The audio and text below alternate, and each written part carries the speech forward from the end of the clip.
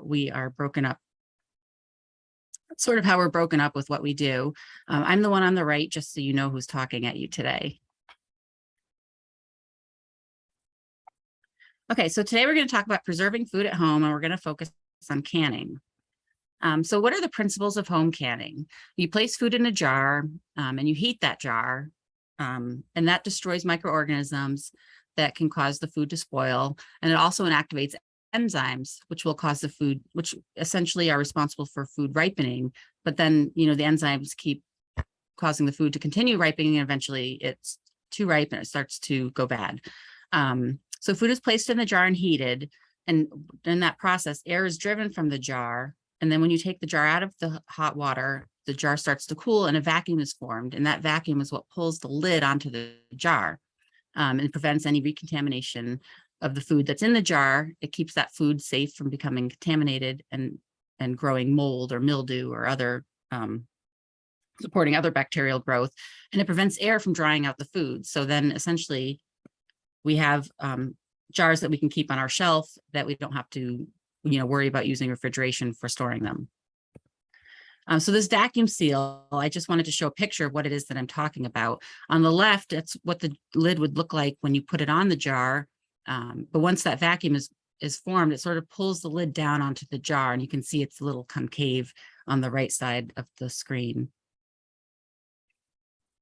So, the ultimate goal is to have all this wonderful food that we can store on a shelf that we don't need refrigeration or freezer space for. And that's essentially why we want a home can. So where do you start? And what I want to talk about is research-based recipes. The USDA has a lot of research-based recipes, as does the National Center for Home Food Preservation and the Ball Blue Book you may have heard about. Land-grant universities also put out different recipes, and you can look on their websites if you type Cooperative Extension and food preservation. Other universities might come up with certain recipes that they have. So you want to use research-based recipes. And what I mean by this is that they've been scientifically tested for safety. So that we know the pH of these recipes, but it's not just about pH. It's also about the time that that the food is heated and the temperature that it's heated to. So we need to make sure that the coldest spot in that jar reaches the right temperature. So this is all tested so that they know the processing time for specific canning recipes. So it's really important to use these tested recipes so we know that they're safe. There are two ways to can food. There's the water bath canner, which is on the left, and there's also pressure canning, which is on the right. And I'm going to talk a little bit about the differences between the two. Essentially, the difference comes down to the pH of your recipe.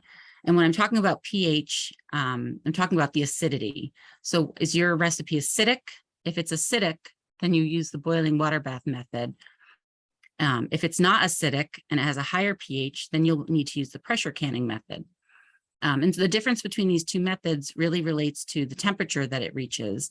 The boiling water bath can reach 212 degrees Fahrenheit.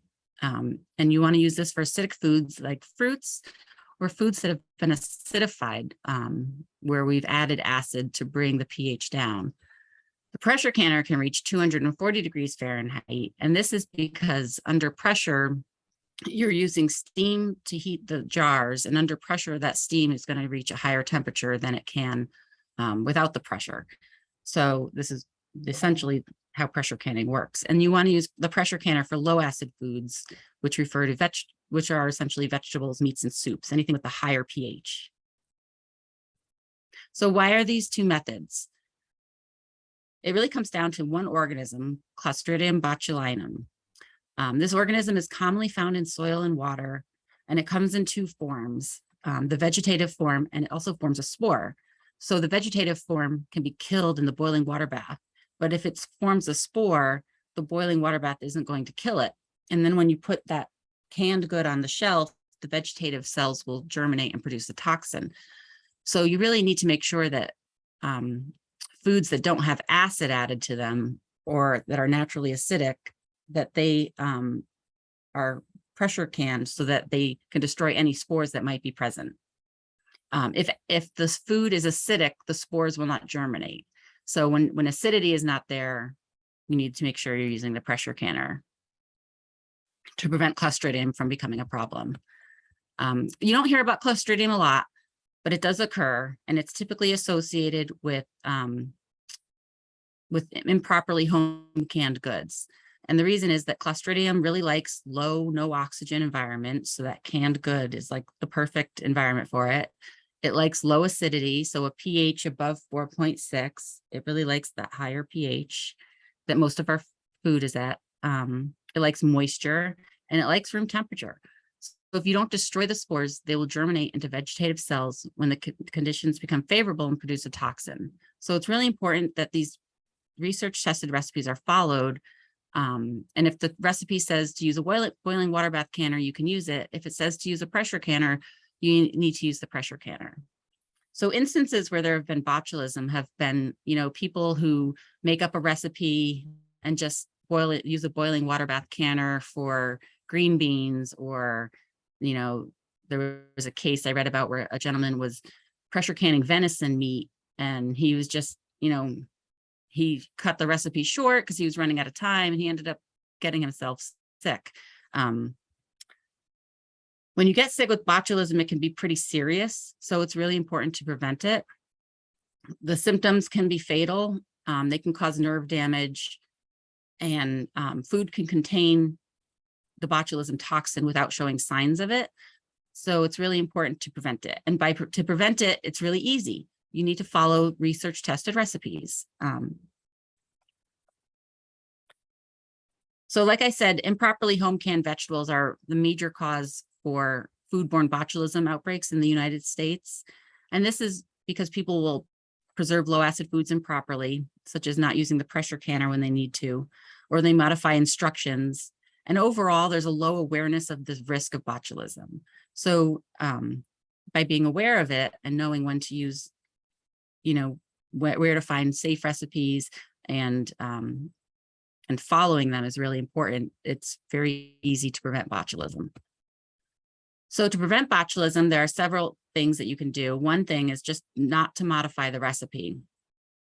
There are several factors that affect the heat penetration inside that jar, such as the size of your jar, the size or piece size of the vegetable or fruit that you're canning, and the viscosity of the product.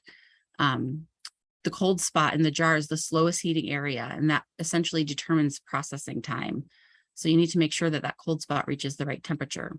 And also using recommended canners. If the recipe says to use a pressure canner, use a pressure canner.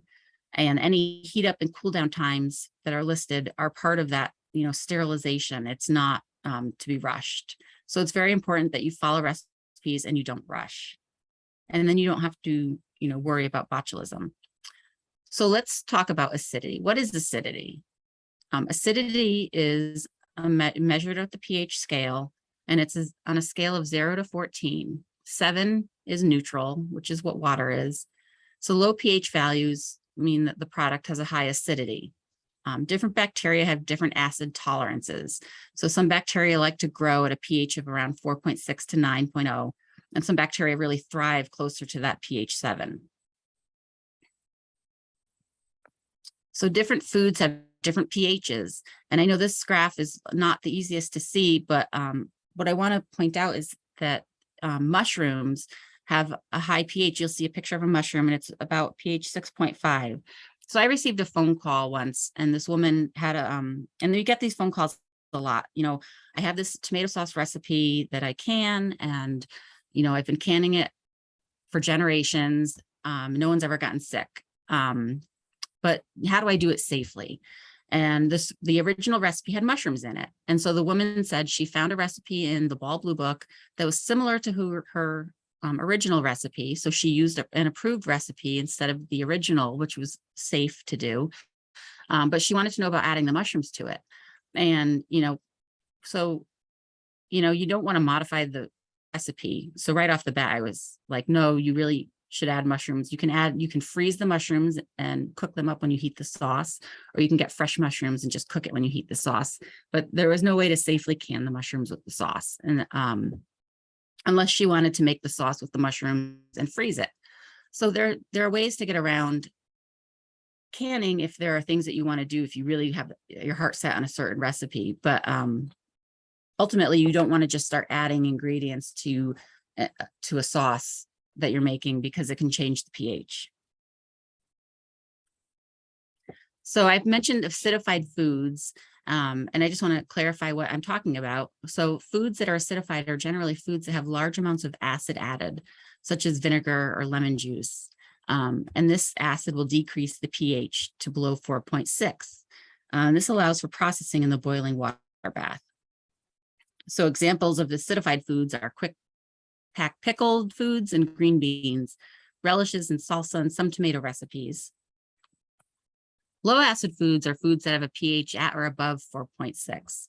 So these foods must be processed in the pressure canner following an approved recipe. And this includes vegetables, soups, and stews. So now let's talk about equipment. So here on this slide, you can see there's a lot of equipment. We have our boiling water bath canner and our pressure canner, but some of the other tools I want to review with you because they're really helpful for canning.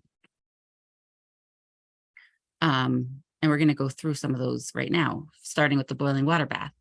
So when you're using a boiling water bath, there's a rack that you can use any pot to can, but you really need to make sure that you have a rack or some sort of structure underneath to allow the water to circulate underneath the jars and around the jars.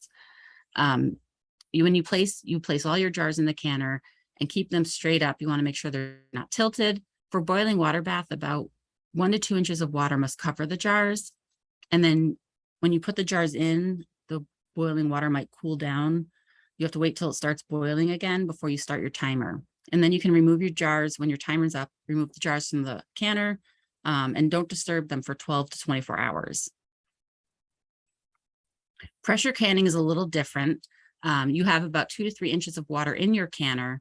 And when you place the jars in, you first need to vent your canner for 10 minutes to get all the air out.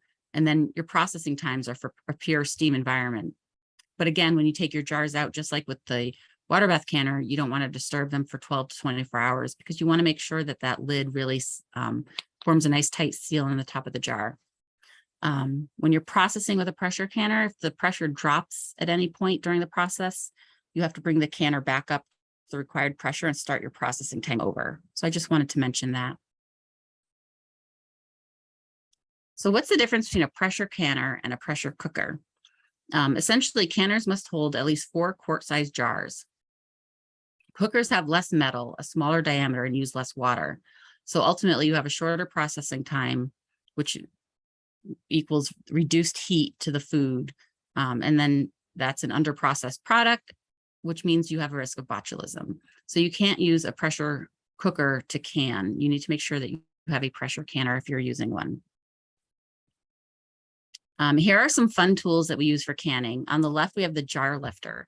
And that tool is really useful to help you lift the jar straight up in and out of the boiling water bath or the pressure canner. You don't get burned. So that's, you can buy a kit of these tools for I think $15 or $20. So you can I highly recommend looking up some of these tools if you are going to can. Tongs are useful if you have to put your jars in hot water. I find them helpful to get the jars out of the hot water. But speaking of jars don't need to be sterilized if you're canning for less than 10 minutes. So it's not something that you need to do every time. The jar holder, which is in the middle, is really useful to hold onto that jar when it's hot and you're filling it with hot food. It's really hot on your hands. So you can use that jar holder to hold the jar when you then twist the lid on and you don't burn your hands as much. The funnel is super useful for funneling food into the jar without getting it all over the lid, because you want to make sure that that lid is clean and not it doesn't have food particles on it. So you get a nice tight seal with your lid when you can it. So now let's talk about jars and lids. You can reuse jars. You just need to inspect them for chips and cracks. You want to keep them hot before you put the food in, just so that there's a lower risk of them cracking. And if the processing time is less than 10 minutes, you must sterilize the jars. But I haven't seen a recipe for less than 5 minutes. I know they're out there, but I haven't seen one. So the majority of the recipes that you're going to find in a Ball Blue Book, say, are going to be for 10-minute processing time. So you don't need to sterilize your jars more often than not. Lids must be new. You want to make sure you always use a new lid. Once it's formed that tight seal around the jar, it has an indent in it. You're not going to get the same seal the second time. So you need to make sure that you don't use lids that have been previously used. And then lastly, you have your threaded screw band, and that's really useful to hold the lid on when you're putting the jar into the water bath and for once you open the jar. But when you're storing the jar, you don't need the threaded screw band on it because it's more likely to rust. So now we're going to talk about jams and jellies. So jams and jellies use a commercial pectin. And I just wanted to mention there are different forms that pectin comes in. It comes in the powder form and also comes in a liquid form. And those are not interchangeable. So if the recipe calls for powdered pectin, you need to use powdered pectin. There are special pectin products that you can use. So in a regular strawberry jelly, there's like 7 cups of sugar. And you use the classic pectin for that, and you add a lot of sugar. Some people are interested in using less sugar. So there's a different pectin called low or no sugar needed pectin. And that's the type of pectin that you would need if you wanted to not use any sugar or add a smaller amount of sugar to your jam or jelly. So when you're getting ready to prepare food, you want to make sure you're using clean sanitary preparation practices. So, wash the produce before you cut it. After washing produce, clean up the food preparation area with hot water and soap. While the canning process destroys most pathogenic organisms found on the surface of fruits and vegetables, it may not destroy all spoilage organisms. So you need to be careful that you are using good practices to minimize any spoilage organisms that could affect the shelf life or quality of your food. When you're filling the jars, this is more interesting when I'm in front of you and I can demonstrate, but when you're filling the jars, first you want to ladle everything into hot jars. You need to be aware of headspace. So the recipe will tell you, how much headspace to leave. If you're doing a jam or jelly, usually it's about a 1/4 inch headspace. Once you ladle everything into all of your jars, it's better to do this as like an assembly line. Ladle everything into your jars and then go around and remove air bubbles. And it's important to remove air bubbles so that you don't have too much headspace in your jar. And then you want to make sure that you wipe the rim of the jar so you don't have any food or sticky foods on there so that the lid will form a nice tight seal. Place the lid on your jar and secure the screw band. So headspace is a really important thing to know about. Different recipes have a different headspace different headspace guidance, whether it be a 1/4 inch, a 1/2 inch, or an inch. And you can use the top of the jar to sort of get a sense of where the headspace marker is. So if you look on the left of this picture, there's grooves at the top of the jar. And there's 3 grooves, and each groove sort of represents, that 1/4 inch, that 1/2 inch, and that 1 inch mark. So you can use your jar to eye the headspace when you're filling it. You want to make sure the headspace is the empty space between the top of the food or the liquid that's in the jar and the top of the lid. And that allows for food to expand, and it allows for a good vacuum to be formed. So this is a better picture, and you can see the grooves on the jar represent the 1/4 inch, 1/2 inch, and 1 inch headspace mark. So you can use your jar to eye it. Air bubbles, they can rise during processing and increase your headspace. So this is why it's really important to sort of run a rubber plastic knife or some sort of tool around to shift the food and just make sure you release any air bubbles. And then recheck your headspace to make sure that it didn't become larger or too large. And then make sure you wipe the rim of the jar so that you don't have any food that can interfere with the sealing of the lid. And then lastly, secure the lid, the ring, tighten the ring band to finger tight. You don't want it to be too tight before you put it into the canner. And then you can see the jar lifter on the left with the blue rubber on it is putting the jars into the canner. And it's a great tool for this. So if you don't have this tool, I highly recommend you look it up. And you can find it at Amazon or any local store, probably. I've never had a problem finding it when I've looked for canning tools. And then you want to make sure you return your water to a boil and set your timer and follow the amount of time that the recipe is telling you for. And then when the time is up, you want to leave the jars in the water bath for an additional 5 minutes.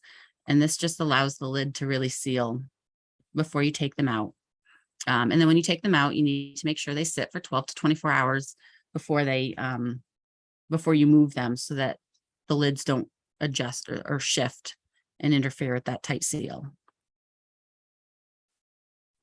And then when you're storing it, you can remove the screw band, label and store it. And it's important to remove that screw band because it will rust quicker. So if you take it off, it doesn't get as rusty. And then when you open the jar, you'll need that screw band back to hold the lid on if it's not something that you consume at one sitting. And then for labeling and storing, you want to label, maybe date and give a batch number. Refrigerate or reprocess anything that's unsealed if it's been within 24 hours. You can keep some in your pantry, but the majority should be kept in a cool, dark place like your basement, and where you don't have a lot of temperature extremes. And like I said, store with the rings off. And for best quality, you want to use it within a year, but that's related to quality. As long as you have a tight seal, the safety of the product should not be compromised. And that's it. Does anyone have any questions?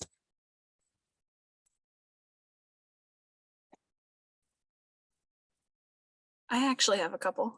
Yes.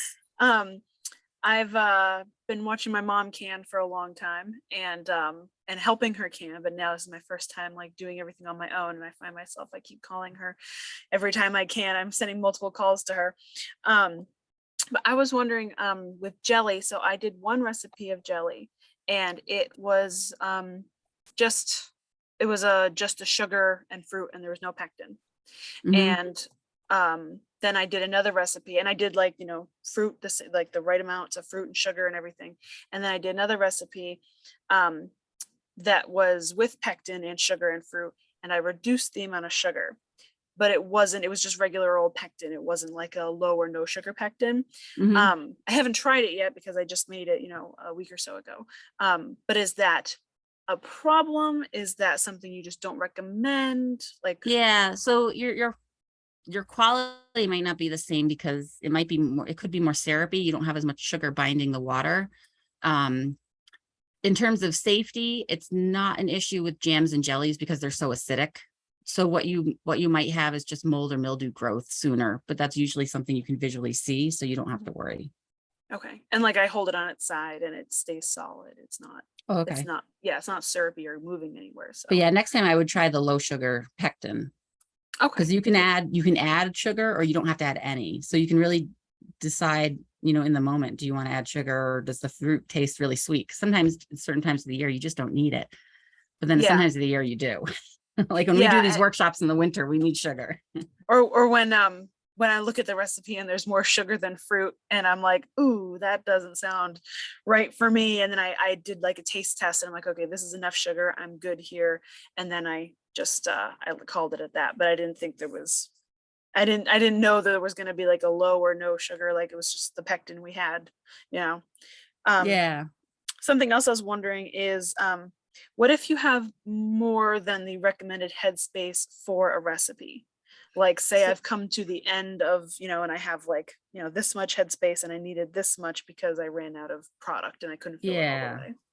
Yeah, then I would take that product and just stick it in the fridge, because if you don't have enough headspace, if you have too much headspace, you might not drive all that air out. So then you might not, and if you don't drive all that air out, it can interfere with the safety of the food. Okay. So you want to make sure the first one. Yeah, exactly. Stick it in the fridge, use it first. Okay. And that way you don't have to waste it. All right. And I'm going to put in the chat, I have a survey link. If everyone would, please, it's anonymous. I have no idea who fills anything out, but just a little feedback on today's workshop, I would appreciate it. I have a quick question. Can you hear me? Yes, I can hear you. So sometimes I have a wire canner, and sometimes like when I set the cans down on the little rack, they like the rack seems to like tip them against the side of the pot. Is that Mhm. like bad because they're not straight up and down? Yeah, you really want to try to make sure they stay straight up and down as best as you can. Maybe, are you putting too many jars in? I know sometimes if I put too many jars in, I get that Okay. because the racks, they have those arms that get in the way, and Yes. Yes. I don't know why they have the arms. Okay. Thank you. You're welcome. I have a question. Okay. I have been doing freezer jam my whole life. Mhm. Can you give me some general comments about freezer jam? And I've had success and so forth. I've never thought about canning it, primarily because I've been so afraid of the botulism, which is why I did the freezer jam. Are there Yeah. any negative things I should know about freezer jam? No, I think anything in the freezer is usually pretty safe. Okay. But with botulism, you don't have to worry about that with jams and jellies because they're so acidic that Did not know. pH Yeah. that's not an issue. Yeah. Okay. But I'm glad you were aware of it.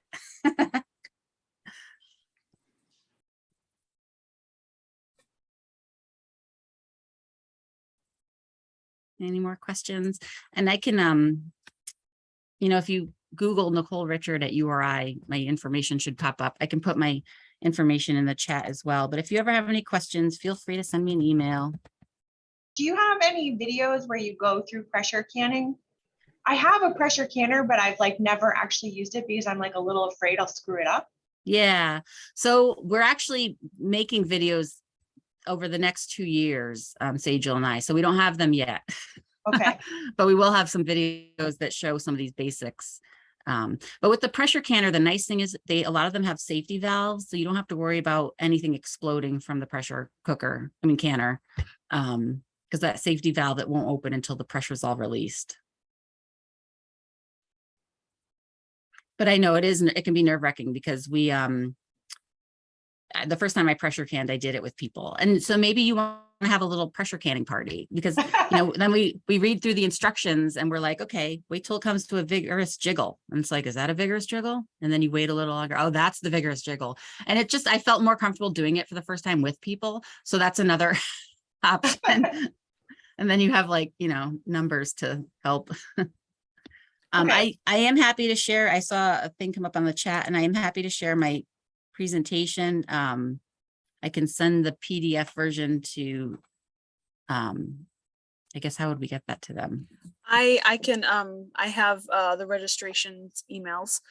So I Okay. can email that out to everyone.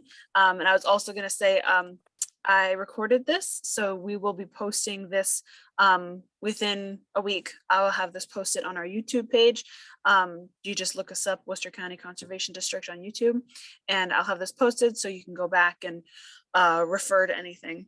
And I also wanted to mention that we are planning, we don't have a set date for it yet, but we are planning a follow-up to this that will be handling freezing and dehydrating and other forms of preservation as well. So you can watch out for that if you're interested in that.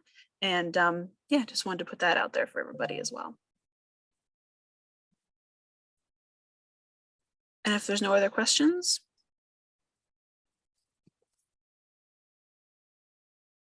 If there are, just look at the chat. I have my email and you can send me an email anytime. Yep. You can also reach out to me too. And I can direct you to Nicole as well. So, all right. Well, thank you everyone for joining us, and I really appreciate it. I hope to see you at our next one. Have a great day, everybody. Bye. Thank you.